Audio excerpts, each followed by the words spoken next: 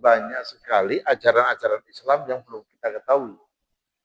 Apalagi yang malas untuk ta'lim. Salah satu hal yang ingin kami sampaikan terkait dengan hal yang sepele, yaitu yang sudah kita hafal, mungkin kita di TK sudah diajarkan, di TK, di SLT, di SD, SLTP, SLTA, dan bahkan sampai perguruan tinggi, selalu diulang-ulang bahwa Islam itu adalah agama Allah yang berprinsip rahmatan lil alamin. Yang artinya hadirnya Islam itu dalam rangka untuk menolong manusia agar hidupnya lebih tertib, agar hidupnya lebih sejahtera, agar hidupnya lebih tenang, tentram. Itulah tujuan daripada agama. Kita seringkali mendengar bahwa Islam itu ada unsur pokok atau yang kita sebut dengan rukun. Pernah dengar rukun? Rukun Islam. Rukun Islam ada 5. Sekarang pengertian rukun. Apa itu rukun? Rukun itu adalah unsur ibadah yang harus ada. Manakala di dalam ibadahnya itu unsurnya kurang, maka tidak sah ibadah itu. Salah satu contoh, rukun sholat itu salah satu diantaranya adalah baca Fatihah. Ketika ada orang yang sholat tanpa baca Fatihah, sah nggak sholatnya? Karena tidak sah. Karena apa? Karena baca Fatihah itu adalah rukun sholat. Ketika ada khotib Jumat yang berapi-api menjelaskan berbagai problema, tetapi ternyata lupa baca sholawat, lupa tausiah masalah takwa Allah, sah nggak khutbahnya? Tidak sah. Karena apa? Karena baca sholawat, termasuk di dalamnya adalah mengingatkan tentang masalah takwa Allah, itu adalah rukun.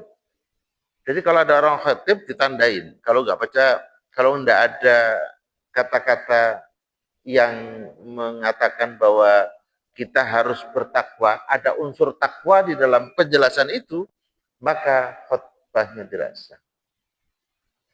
Itu rukun. Nah, sekarang rukun Islam. Rukun Islam ada berapa? Rukun Islam ada 5. Ini pelajaran sederhana, tapi perlu kita rekonstruksi. Perlu kita tata ulang, benar nggak Islam yang kita peluk ini? Benar nggak rukun Islam kita itu adalah 5? Jangan-jangan 7. Jangan-jangan 6. Ya, coba. Secara prinsip, bahwa Islam itu hadir dalam rangka untuk meringankan, dalam rangka untuk mensejahterakan, dalam rangka untuk kenyamanan umat manusia. Itu adalah fungsi daripada agama. Jadi Islam itu rahmatan lil alamin, itu artinya orang Islam itu menyenangkan. Kalau ada orang Islam nih, ngomongnya Islam, KTP-nya Islam, tapi hari-hari jengkelin melulu. Islam enggak dia? KTP-nya Islam. Ya. Islam mengajarkan innallaha yuhibbut tawwabin wa yuhibbul mutatahhirin. Allah itu senang kepada hal-hal yang innallaha yuhibbut tawwabin, senang kepada orang yang bertaubat, wa yuhibbul mutatahhirin, dan senang kepada orang yang bersih. Kalau ada orang Islam, tapi ternyata, maaf ini kalau bahasa tempat saya itu jigong atau jigong itu. Di dalam gigi ada kuning-kuningnya. Kalau garang nempel ketat, ketat. Yang masih empuk. Yang masih empuk. Kalau ada orang Islam yang ternyata nggak mau merawat gigi, habis makan selilitan dibiarin sampai busuk, aroma uapnya itu membuat orang tetangganya bisa mabuk. Kalau ada orang Islam yang seperti itu, maka itu Islam KTP, tapi hakikatnya belum Islam. Karena apa? Rasulullah mengajarkan, laula an asukko ala ummati la amartau bisiwak inda kulli sholat. Akan aku wajibkan, akan aku perintahkan untuk pakai sikat gigi atau bersiwak inda kulli sholat. Setiap kali akan melakukan sholat. Atau inda kulli wudhu. Setiap kali akan melaksanakan wudhu. Itu saking urgensinya masalah kebersihan. Kalau ada orang Islam yang maaf ini, di hidungnya ini penuh dengan kotoran, itu Islam KTP, hakikatnya masih belum Islam. Karena apa? Karena tidak menjalankan perintah Rasulullah. Rasulullah mengajarkan kita untuk beristinsak, ngorek telinga, bersihin sela-sela tangan, bersihin sela-sela kaki. Maka tidak ada alasan kalau orang Islam itu jorok. Kalau ada orang Islam jorok, berarti dia bukan Islam. Karena Islam nggak ngajarin jorok. Kalau ada rumah kita, masuk rumah, namanya ruang tamu, ada celana dalam, nempel, ada handuk yang menjemur handuk di kursi, ada tai kucing di situ, ada cecak mati di situ. Kalau itu yang terjadi di rumah kita, sementara kita mengaku orang Islam, hakikatnya dia tidak Islam. Karena apa? Karena Islam mengajarkan yang bersih. Kalau ada kamar mandi Bapak Saudara sekalian licin, kamar mandinya licin, baunya Baunya Masya Allah, bajunya kotor, tetap dipakai terus, maka itu bukan Islam secara hakiki. Islam KTP, ya, tapi secara hakikat tidak Islam. Karena apa? Karena banyak peraturan-peraturan yang tidak diindahkan.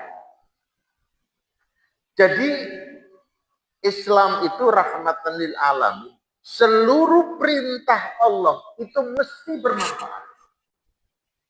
Dan seluruh larangan Allah pasti ada mador. Kita disuruh untuk jujur. Hakikat jujur itu untuk siapa? Bayangin kalau kita yang tidak jujur, tetangganya bilang, itu bulan adalah cewek, itu loh anak juga jujur. Semua sekampung mengatakan tidak jujur. Bagaimana rasanya bila orang jujur sekampung? Tapi beda dalam itu adalah kemauan, gampang nolong orang, murah senyum, semua orang puji.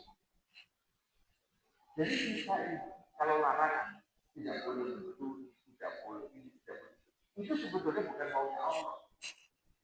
Maksudnya bukan untuk kepentingan Allah, tapi sebetulnya semua perintah itu kepentingan manusia dan seluruh larangan-larangan itu sudah pasti cepat maupun lambat itu akan berdampak negatif. Carilah, ada nggak perintah Allah yang susah? Jangan. Orang zakat itu kan kalau punya. Kalau nggak punya nggak bisa zakat. Apalagi gimana? Sholat. Sholat itu kalau mampu. Kalau nggak mampu, nggak wajib sholat. Ada orang yang nggak mampu sholat. Yang mampu sholat itu adalah orang yang gila atau orang lupa ingatan tidak punya kewajiban. Tapi hati-hati. Kalau kita masih sadar, kalau kita masih dalam posisi kendali kita sakit, tapi kita masih sadar dalam kondisi seperti itu kita masih diwajibkan untuk melaksanakan. Jadi seringkali coba kalau di rumah sakit yang ngantar tidak sholat subuh, maaf yang jaga tidak sholat subuh, yang dijaga tidak sholat subuh. Dijaga tidak sholat subuh orang sakit, ujungnya sakit kemana? Meninggal dunia. Kalau meninggal dunia dalam posisi tidak sholat, suruh khotimah atau suruh khotimah? Ya, suruh khotimah. Terus misalnya yang dibawakan jenazahnya di sini. Kalau baik koi, kami bilang apa? Dia nggak sholat, nggak puasa, welo nggak puasa. Ada uzur nggak puasa. Disolatkan di sini, terus disuruh lagi. Kalau baik koi, kami ngomong apa? Kalau sampai ngomong kali, berarti sampai menjadi saksi palsu. Kalau saksi palsu itu dalam hukum pidana itu hukumannya 7 tahun. Ya, saksi palsu. Kalau kita sumpah palsu, malah ada kafaratnya. Kafaratnya puasa 7 hari secara berturut-turut. Jangan-jangan kita sering ngasih sumpah palsu. Orang datang ke sini. Asal banyak polis, kenal enggak? Ketemu enggak? Datang hampir. Ada sholat jenazah, terus kita dimintai asal banyak polis. Mending kita punya polis mendatang. Kita bilang kain ternyata penjahat. Baik, kita lanjutkan.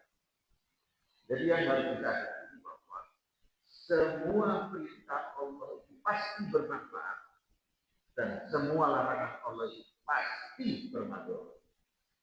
Tidak mungkin Allah memberikan perintah yang berapa. La yukallifullah nafsan illa wus'aha. Allah tidak memberikan beban kepada manusia. La yukallifullah illa wus'aha. Kecuali yang mampu. Yuridullah bikumul yusra wa la yuridul.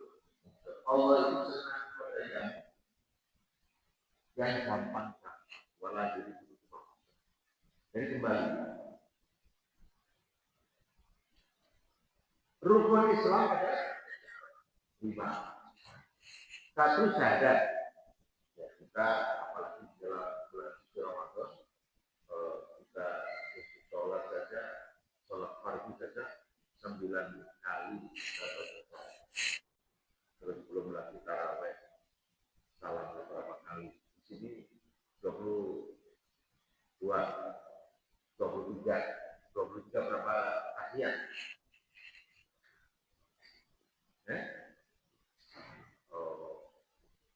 Berarti 12 kali pada syahadat. Jadi insya Allah kalau syahadat sudah, sholat sudah, tapi hati-hati. Dalam posisi normal kita sih enak aja sholat. Tapi kalau sudah dalam posisi tidak normal, kita tetap sholat. Nah ini taruhan. Coba yang pernah naik bus dari Jakarta ke Madura, ya, tiba-tiba waktu sholat subuh, berapa persen kira-kira yang kelihatan gerak-gerak sholat? Rata-rata 70, padahal itu mayoritas yang naik adalah orang. Jadi yang hati-hati. Ketika sakit, Justru sakit itulah yang dekat dengan kematian. Tapi seringkali ketika sakit malah banyak orang yang meninggalkan sholat. Baik, sadar sudah, sholat sudah. Sekarang siang Ramadan untuk puasa. Puasa itu wajib untuk puasa Ramadan. Itu masuk rukun. Boleh orang tidak berpuasa? Bagi yang tidak mampu dan tidak kuat. Boleh. Orang yang punya sakit darah tinggi, misalnya diabetes, kalau diabetes itu sampai angka menyentuh angka 300, kalau ukuran 300 lebih, itu menurut Menteri Agama nanti nggak usah siang Ramadan, nggak usah puasa karena membahaya. Kalau ada orang yang sakit akut, nggak puasa, nggak apa-apa, tapi bayar. Kalau bayar dia tidak mampu, nggak sholat, nggak puasa, nggak apa, nggak bayar dia, nggak apa-apa kalau tidak mampu. Jadi patokannya untuk sholat ini wajib jika mampu. Kalau nggak mampu nggak wajib. Dalam keadaan itu puasa sudah. Selanjutnya zakat.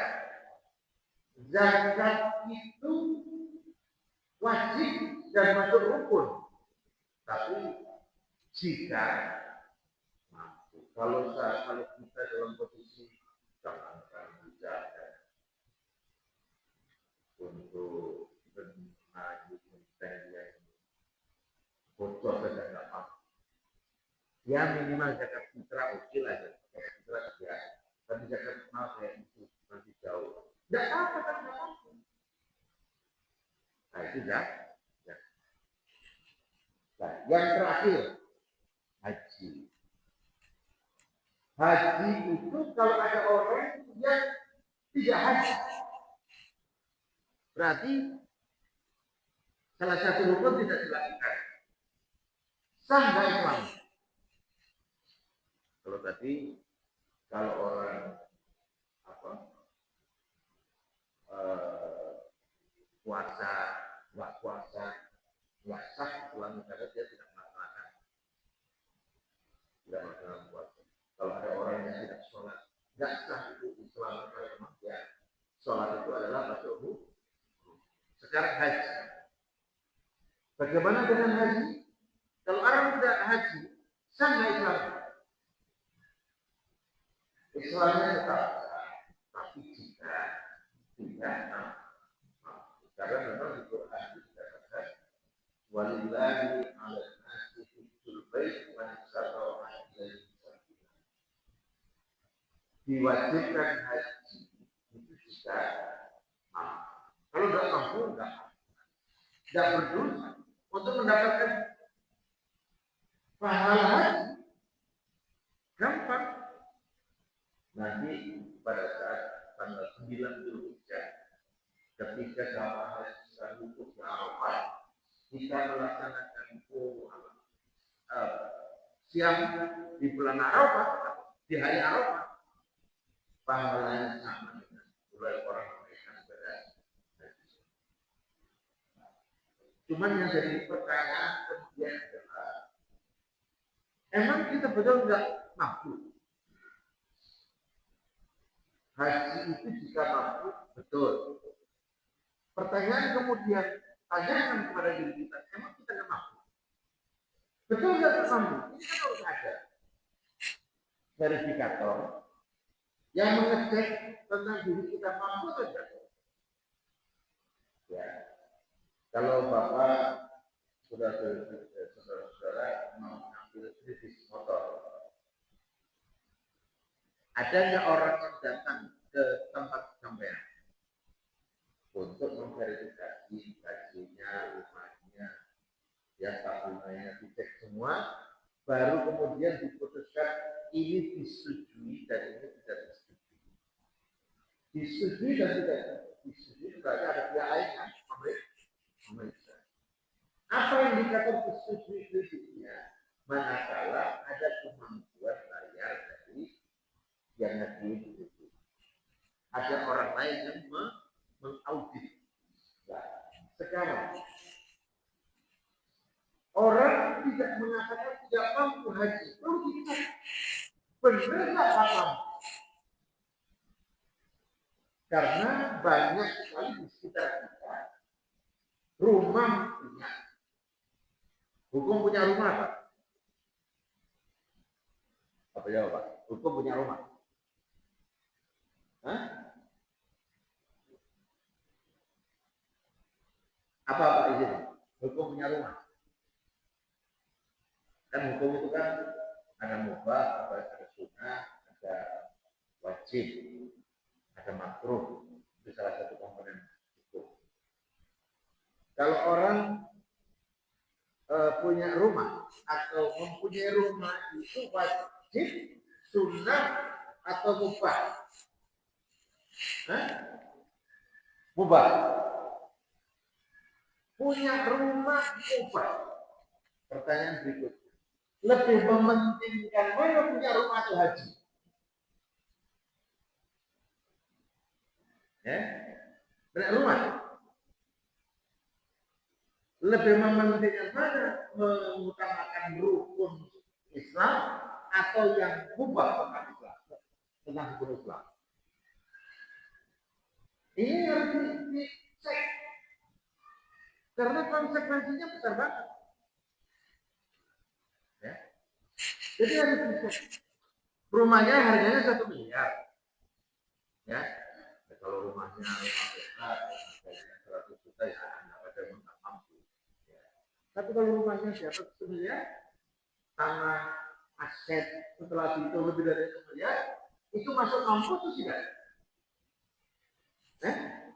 Mampu. Bayangkan di sekitar kompleks ini rumahnya di atas 5 miliar. Ada yang belum haji?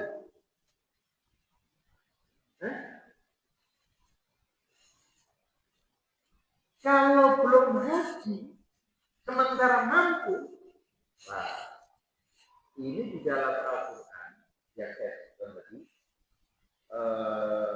walillahi a'nasu hijjul bait man istata'a ilaihi sabila.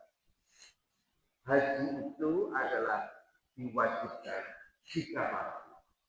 Tapi ayat berikutnya dikatakan waman kafaro.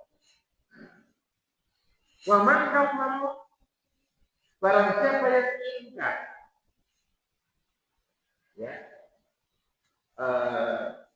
kata-kata kafaro itu ilmu mudhari, isim madhi, ya.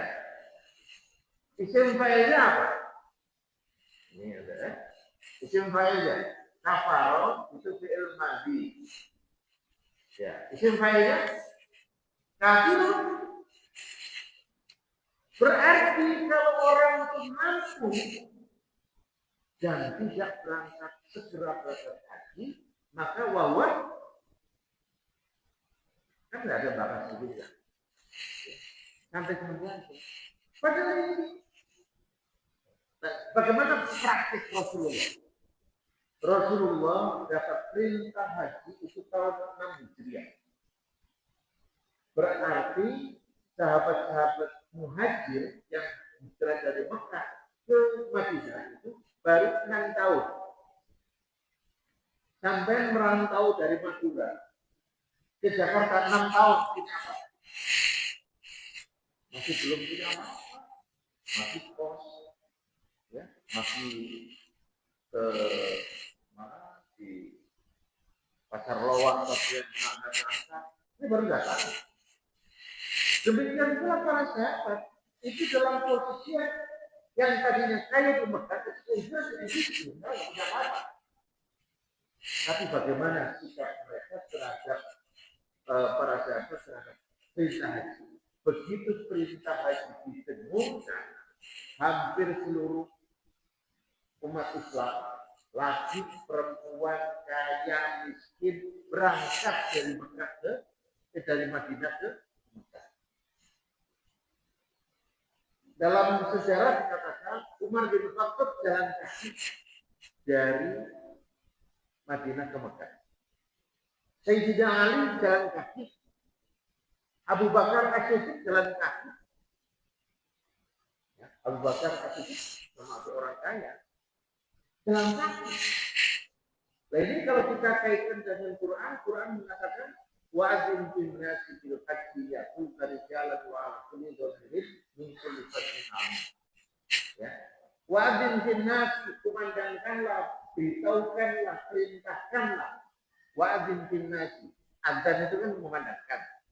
Wa'adzin fi'il amar. Wa'adzin bin nasi, sampaikan kepada manusia. Fil haji, untuk melaksanakan haji. Bagaimana reaksinya? Wa'adzin bin nasi bil haji, yaitu dari jalan orang berduyun-duyun datang memenuhi panggilan itu. Ya, wa'adzin bin nasi bil haji, yaitu dari jalan dengan jalan kaki. Wa 'ala kulli dhamirin, atau naik unta yang kurus. Ya, bukan naik unta gemuk. Untanya Rasulullah itu unta gagah gede. Ini digambarkan Quran unta kurus. Artinya apa?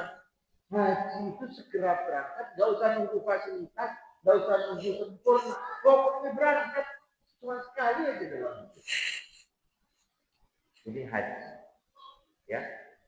Nah, apalagi menurut Umar bin Khattab, ya, menurut Umar bin Khattab, waktu beliau menjadi khalifah pada saat musim haji ditanya, ada nggak orang yang mampu tapi tidak berangkat haji? Ada. Maka Sayyidina Umar memerintahkan, datangi mereka, ambil pajaknya, karena itu bukan bagi negara Islam. Bukan diambil zakatnya, diambil pajaknya. Nah, inilah barangkali saudara-saudara sekalian, tugas kita. Ya Ustaz, enggak mungkin lah saya bisa bangunkan untuk makan aja masih dari sana sini. Kalau kita belum punya kemampuan haji, wa'adzin bin nasi itu sifatnya maksimal. Semua punya tugas untuk memberitahu kepada siapapun. Jadi kalau kita di rumah kita, misalnya di masjid, di masjid ini ketika sholat subuh ada 3 orang duduk di sana tidak sholat, main HP. Kira-kira gitu enggak? Ada 3 orang lagi asik main game, tidak sholat padahal ini ada jamaah. Gitu enggak? Kalau misalnya ada orang yang masuk, masuklah yang suka vakum karpet, dia vakum karpet sambil ngerokok jam 10 pagi, ditegur nggak? Karena apa? Ini bulan puasa, wajib makan. Nah sekarang yang sholat subuh di sini ada orang kaya belum haji, ditegur nggak? Padahal sama statusnya. Orang kaya, maksud saya itu orang yang mampu. Orang yang mampu, tapi belum berangkat haji, nunda, sampai sekarang belum haji, ada yang tegur nggak? Kenapa nggak salah ditegur? Ya itu kewajiban. Kenapa orang puasa, orang nggak puasa ditegur? Itu kan bagian daripada dakwah. Sekarang ada orang kaya nggak haji, ditegur nggak? Nah, ini berarti kita sikap kita yang masih apa? Masih ya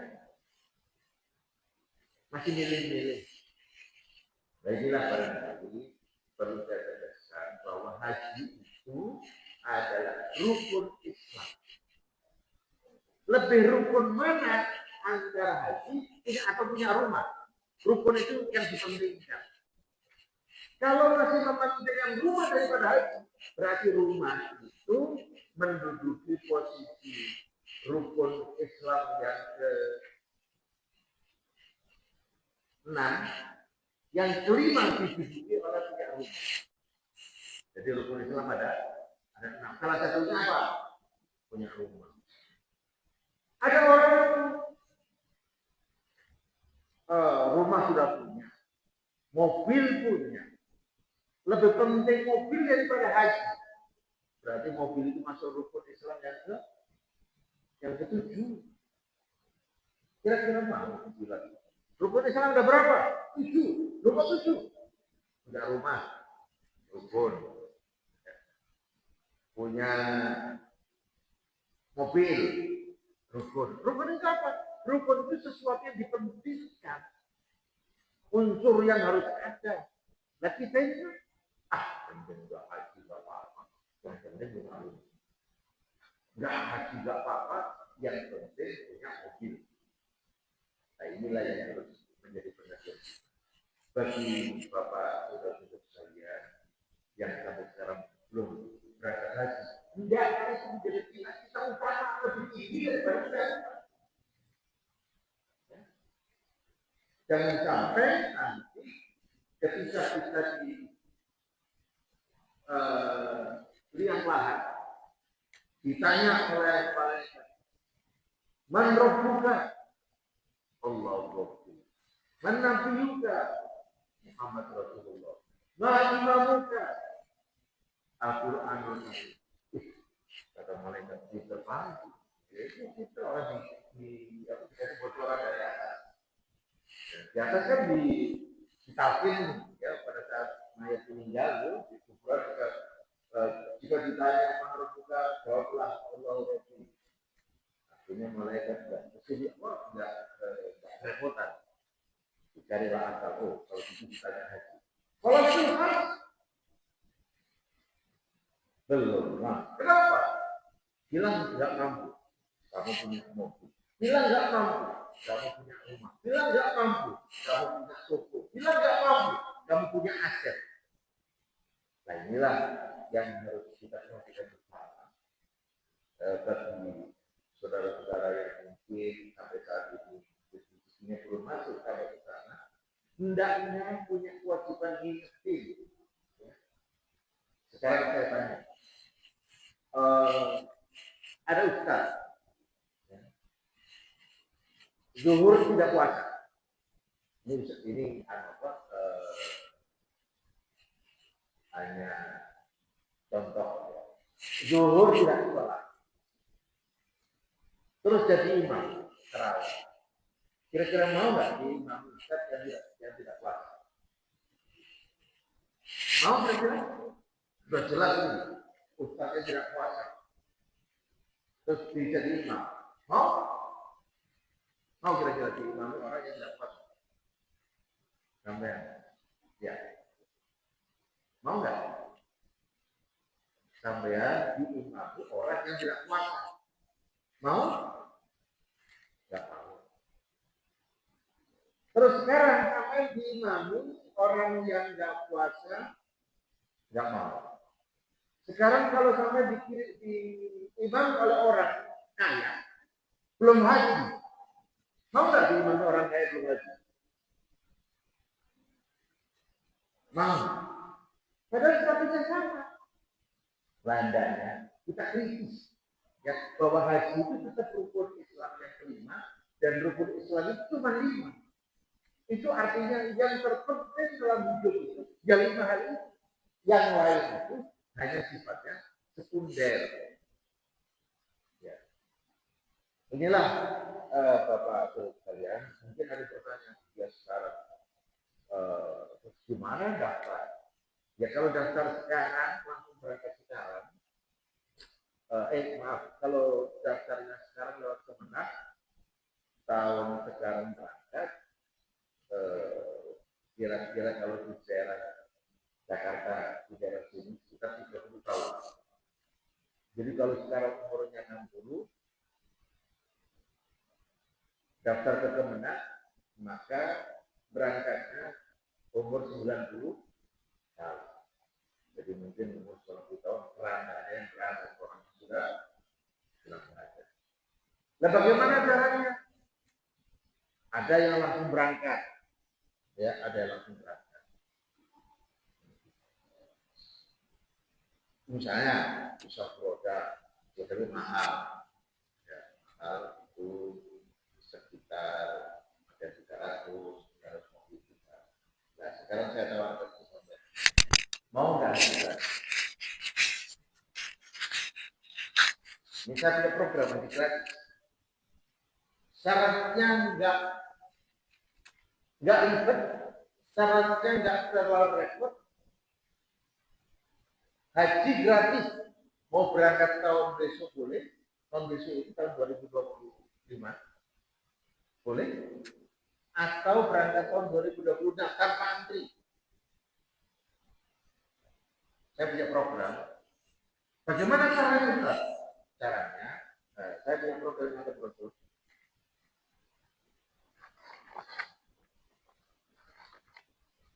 Ya.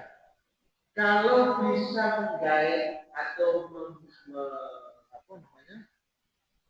menawarkan orang yang sampai dia mau closing haji, hanya 7 orang, saya kasih gratis. 7. Harganya berapa? Murah. Murah menurut orang kaya. Kalau orang yang pas-pasan mahal. Ini harganya 180 juta. Langsung berangkat tahun ini. Ini kan bulan puasa nih.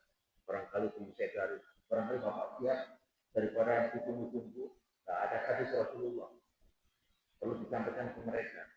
Barang siapa yang punya kemampuan untuk menunaikan ibadah haji, menunda-nunda sangat meninggal dunia, maka kata Rasulullah, pilihlah meninggalnya, pilih meninggal ala Yahudi atau ini hadis. Jadi kalau ada orang yang punya kemampuan menunda-nunda meninggal dunia, itu kata Rasulullah, silakan pilih mau meninggal Yahudi atau Nasrani. Jadi disampaikan orang muslim. Cari 7 orang itu nggak banyak, paling 4 keluarga. Kan satu keluarga biasanya suami istri, ya suami ada apa? Ya suami istri 2 orang, ada yang sama dengan anaknya 3 orang. 3 orang ketemu 3 orang berapa? Lebih dari 7. Insya Allah Anda bisa berangkat gratis. Tidak usah menunggu 20 tahun lagi. Ini barangkali tawaran yang disampaikan. Mudah-mudahan di akhir hari menjelang maghrib ini menjadi saksi. Mudah-mudahan Allah Subhanahu wa Ta'ala memberikan kemudahan untuk kita semua agar kiranya Allah membuka jalan untuk kita bisa menunaikan ibadah haji. Mungkin sebelum saya tutup barangkali ada pertanyaan. Ada? Kalau nggak ada, saya akan masuk sendiri. Kita tutup dengan membaca doa. Alhamdulillah, bismillahirrahmanirrahim. Allahumma shalli ala Muhammad wa ala alihi wa sahbihi ajma'in. Allahumma salli ala Muhammad wal muslimin wal muslimat wal ahya'i wal amwat. Innaka sami'un qarib mujibud da'wat ya rabbal. Allahumma ya Allah ya Rabbana ya Allah ya Allah ya Allah atas kalian bisa melakukan ibadah haji ya Allah ya Rahman ya Rahim Engkau maha kaya ya Allah Engkau maha kuasa ya Allah dengan kekuasaan dan kemahakayaan ya Allah tolonglah mengangkat kami ya Allah sekiranya kami untuk orang-orang yang percaya ya Allah sehingga kami bisa beristighfar sehingga kami bisa berzakat dan bahkan kita bisa semua kita berzakat ya Allah Allahumma taqabbal minna innaka antas samiul alim wa tub 'alaina innaka antat tawwabur rahim rabbana atina fid dunya hasanah wa fil akhirati hasanah